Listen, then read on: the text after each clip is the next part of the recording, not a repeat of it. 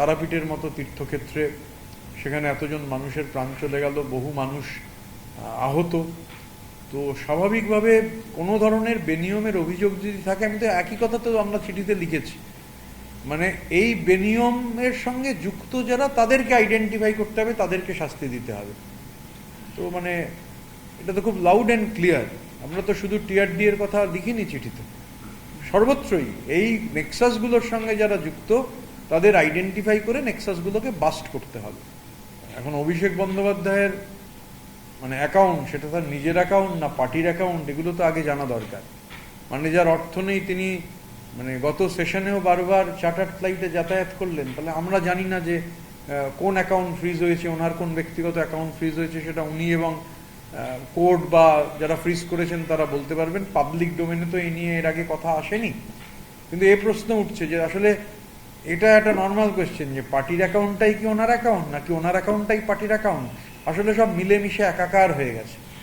তো স্বাভাবিকভাবে এটা যখন কালকে বোধহয় ডেট আছে, তো যখন হিয়ারিং হবে তখন বোঝা যাবে হিয়ারিং থেকে। কারণ আজকে যেটা দেখলাম যে উনি বলেছেন ওনার অ্যাকাউন্ট ফ্রিজ হয়েছে। তাহলে কবে হলো? নিশ্চিতভাবে এর মধ্যে হয়নি, কারণ চার্টার্ড ফ্লাইটে বারবার যাতায়াত করলেন। তো চার্টার্ড ফ্লাইটে তো আর মামুলি পয়সা লাগে না, অনেক টাকা লাগে। আর আমেরিকা যেতেও চার্টার্ড ফ্লাইটে কত লাগে আমার ধারণা নেই, আমি কখনো আমেরিকা যাইনি। আর চার্টার্ড ফ্লাইটে যাওয়ার প্রশ্ন তো ওঠেই না, আমি তো চার্টার্ড ফ্লাইটে উঠেইনি কখনো। তো স্বাভাবিকভাবে আর ওই এটা আছে এখন কথা যে মানে পার্টির টাকা সেটাই অভিষেক বন্দ্যোপাধ্যায়ের টাকা, নাকি অভিষেক বন্দ্যোপাধ্যায়ের টাকা সেটা পার্টির টাকা, এটা যারা কম্পিটেন্ট এজেন্সি আছেন সেই এজেন্সিরা বলতে পারবেন।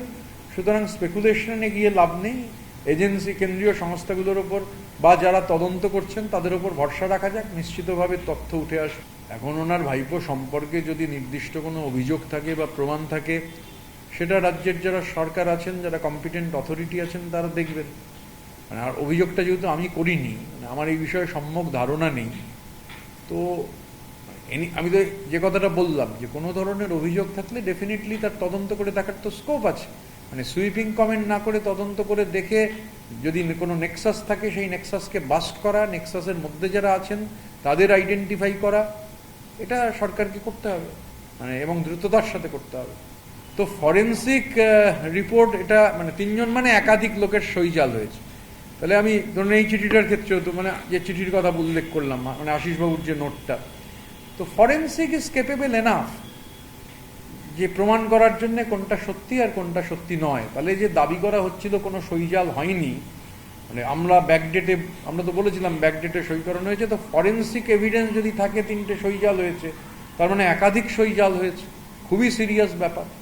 এবার মামলায় সেই নিয়ে যারা মানে এজেন্সি আছেন, যারা তদন্ত করছেন, তারা বাকিটা বলতে পারবেন। কিন্তু যেহেতু তারা আজকে বিবৃতি দিয়ে বলেছেন যে ফরেন্সিক রিপোর্ট বলছে 3টে সই জাল, তাহলে সই জালের যে অভিযোগ আমরা করেছিলাম তার সত্যতা প্রমাণিত। দেখুন, গণতান্ত্রিক আন্দোলনে অংশগ্রহণ করবার জন্য কেউ যদি আক্রান্ত হন, সেটা কখনোই কাম্য নয়, কাঙ্ক্ষিত নয়। মানে ডেমোক্রেটিক স্পেসে অপোজিশন ভয়েস, মানে কেউ যদি একটা মুভমেন্টে অংশগ্রহণ করেন, তার জন্য তার বাড়ির লোককে যদি মানে আক্রান্ত হতে হয়, সেটা মোস্ট আনফর্চুনেট।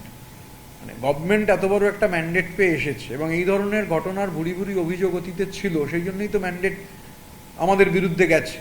তো যারা ম্যান্ডেট পেয়েছেন তাদের এটা নিশ্চিত করা দরকার যে এই ধরনের ঘটনা যাতে না ঘটে, বা ঘটে থাকলে যারা ঘটিয়েছেন তাদের যেন দৃষ্টান্তমূলক শাস্তি দেওয়া হয়।